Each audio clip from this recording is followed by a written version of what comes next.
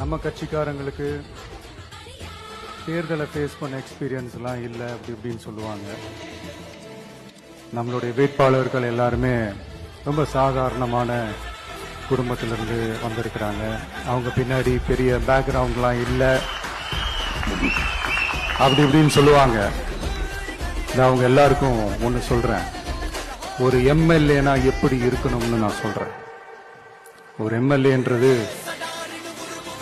சும்மா அனுபவத்தை வச்சுக்கிட்டு கொள்ளை அடிக்கிறவங்களெல்லாம் இருக்கக்கூடாது. சும்மா அனுபவத்தை வச்சுக்கிட்டு சட்ட விரோதமா கல்குவாரியில ஈடுபடுறவங்களெல்லாம் இருக்கக்கூடாது. சும்மா அனுபவத்தை வச்சுக்கிட்டு கேள்வி கேட்கிற பிரஸ் ரிப்போர்ட்டர்ஸா தாறுமாறா தாக்குறவங்களால இருக்கக்கூடாது. இன்னும் ஓப்பனா சொல்லணும்னா, இந்த திமுகவில் இருந்து வந்த ஒரு எம்எல்ஏ மேல கொள்ளையடிச்ச கேஸ் இருக்குது, போதைப் பொருள் கடத்தல் கேஸ் இருக்குது, திருட்டு கேஸ்லாம் இருக்குது. திருட்டு கேஸ்ல எல்லாம் ஜெயிலுக்கு போயிட்டு வந்தவர் ஒருத்தர் இருக்கிறாரு.